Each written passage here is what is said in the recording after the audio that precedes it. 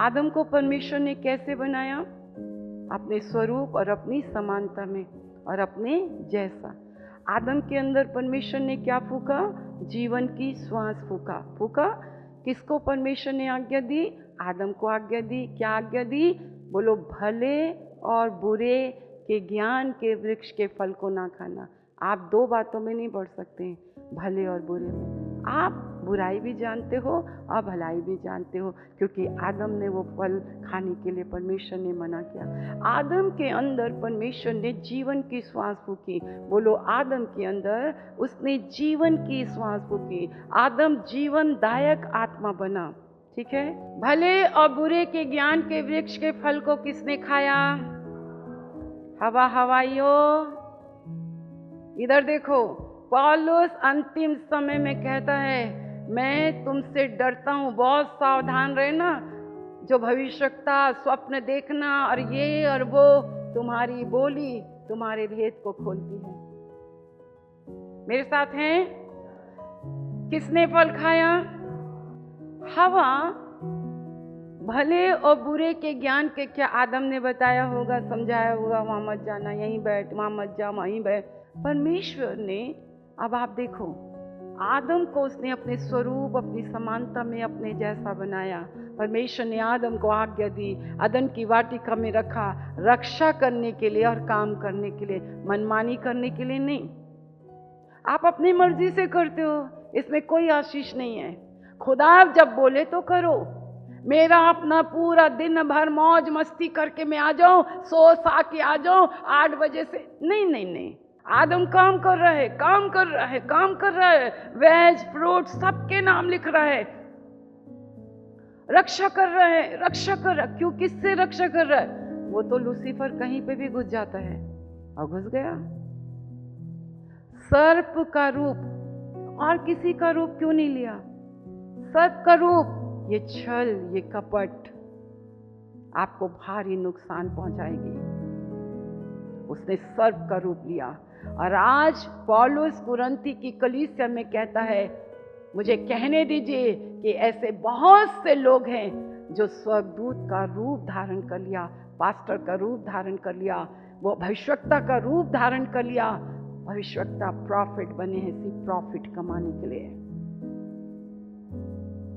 आदम अपने काम में था, वो आदम को छोड़ के घूम रही अदन की वाटिका में।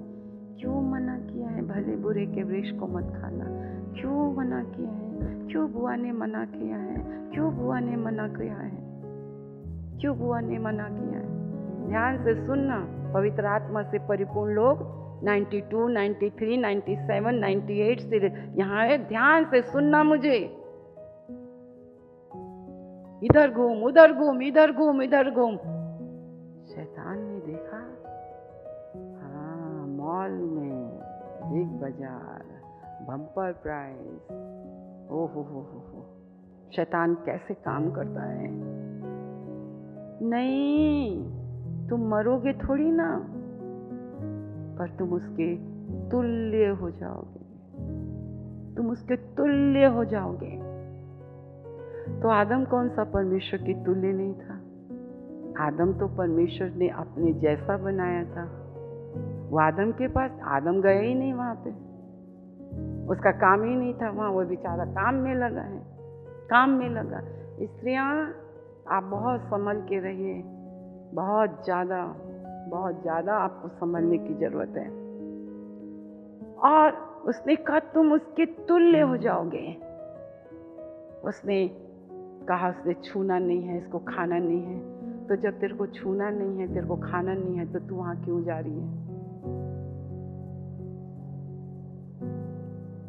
मेरे साथ हैं?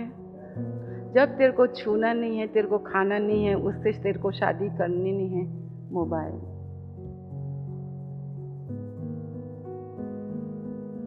तेरे को पसंद ही नहीं है, तेरे को कुछ ही नहीं।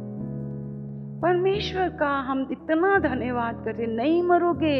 उसने हवा से झूठ बोला, कुछ नहीं होगा, चलो ना बैठ के चले जाते, चलो ना वहां चले जाते, चलो उनके साथ बैठ जाते, चलो क्या होता है, क्या होता है, कुछ नहीं होता। घर में कौन देखता है? अरे घर में पारिवारिक प्रार्थना में तुम प्रभु के पास ही बैठते हो ना, तुम नहीं मरोगे।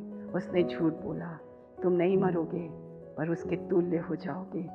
मत देखो क्योंकि लालसा जगेगी, मत चाहो क्योंकि लालसा जगेगी।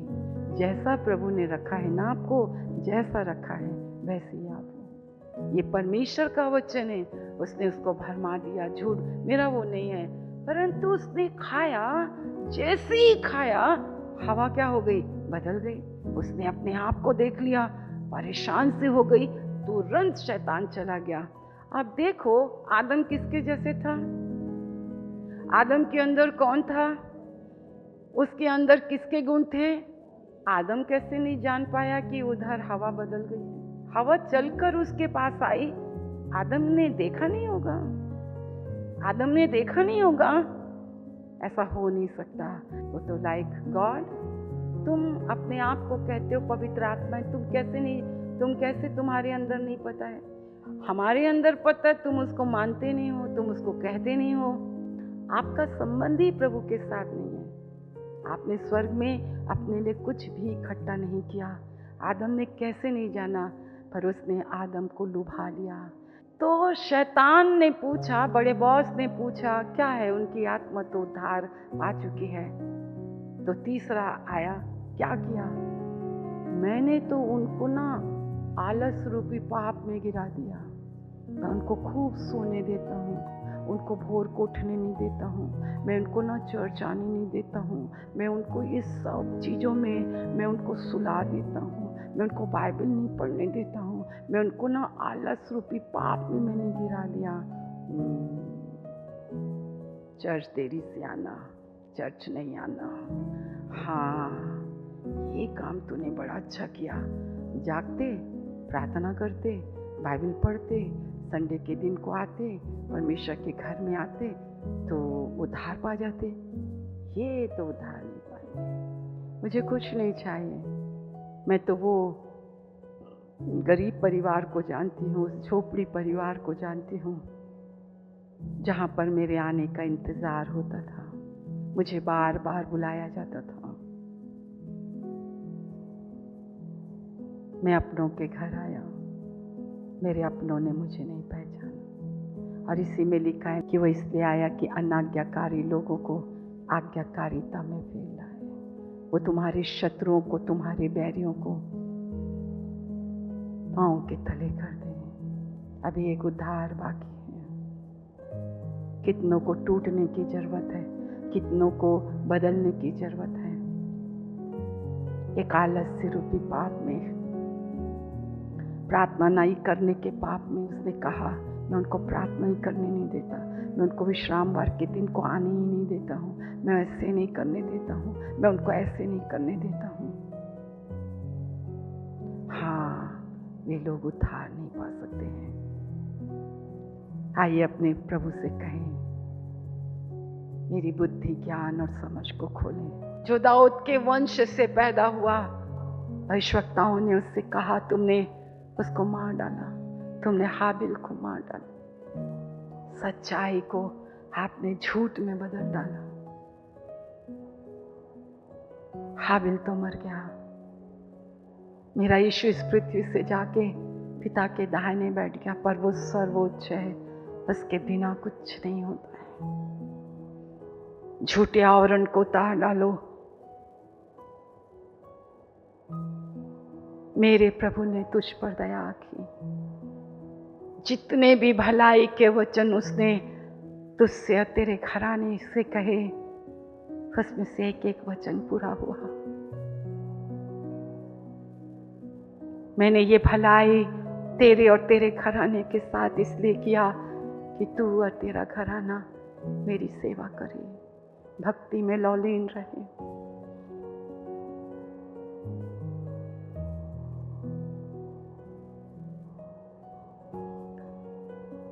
प्रभु यीशु, तू मुझे अपने जैसा बना, तेरी तरह चल सकूं, तेरी तरह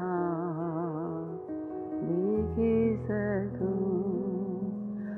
अदन की वाटिका में, वो अदन की वाटिका आप थे मेरे प्रभु।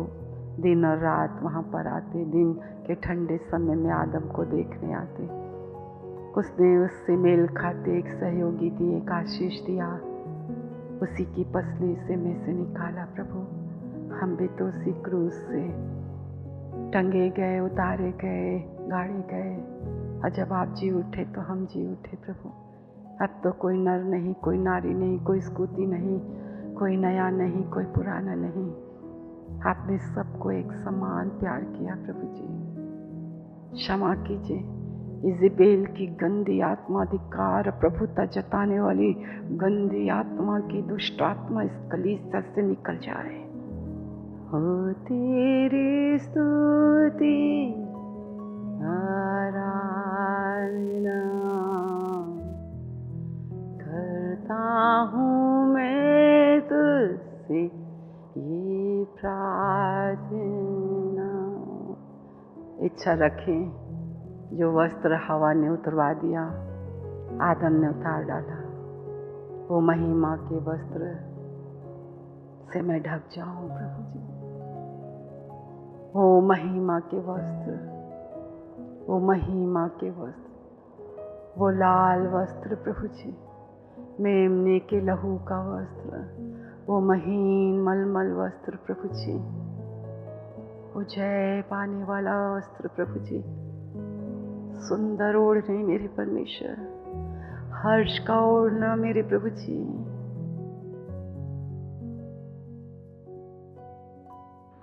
मेरे प्रभु इस तेल और जल को छू लीजिए।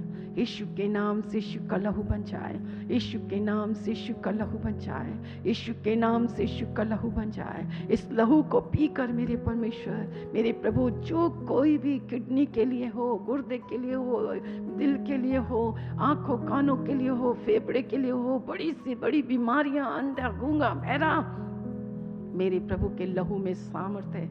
देखने लगो, सुनने लगो, यीशु के नाम से, यीशु के लहू की सामर्थ के द्वारा मिर्गी घुटने टेके, दुष्ट आत्माएं घुटने टेके, कैंसर गाए, वो पथरी निकल जाए, परमेश्वर बांझ की कोख खुल जाए, हर एक प्रकार से प्रभु परमेश्वर बीमारियां जाती रहें, और आपके नाम का यश फैले, आपके नाम का यश फैले। आपके लहू की सामर्थ मेरे परमेश्वर, लहू हाबिल के लहू से जोर जोर से बोले परमेश्वर, लोग जाने पहचाने, आपकी इबादत करें और आपका न्याय से बच जाएं। परमेश्वर पिता, आपने सुना है, धन्यवाद। अब हमारे परमेश्वर पिता का प्रेम, प्रभु यीशु मसीह का अनुग्रह और पवित्र आत्मा की सहभागिता जब तक यीशु बादलों पर न आए, हम सबों के ऊपर होती रहे। और एक साथ कहें आमीन।